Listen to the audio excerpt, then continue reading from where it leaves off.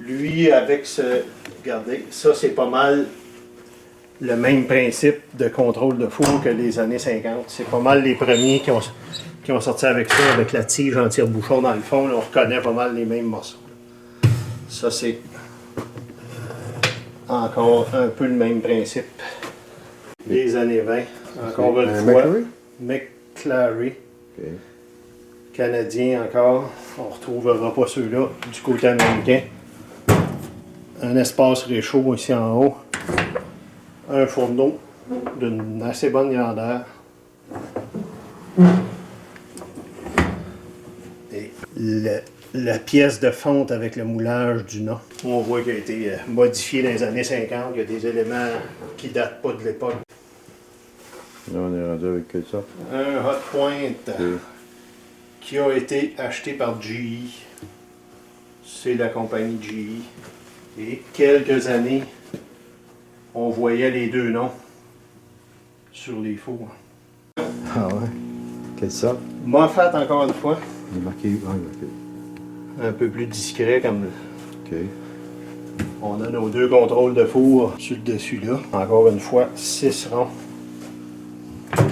Et celui-là, ils ont divisé la partie du bas en deux pour 2 réchauds.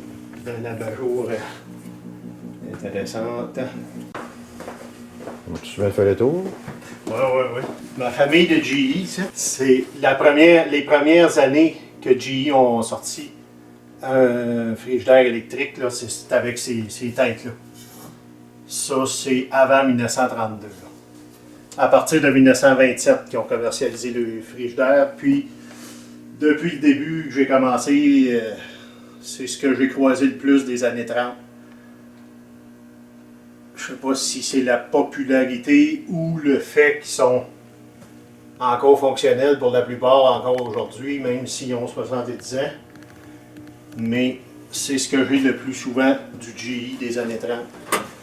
Qui ont la pédale pour ouvrir notre porte si on a les mains pleines.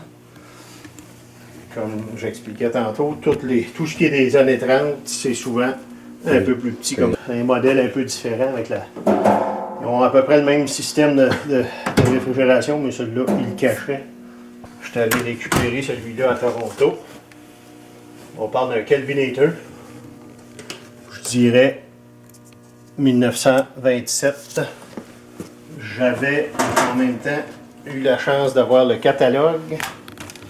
Donc j'ai fait ça, c'est une photocopie du catalogue original que j'ai à la maison. Mais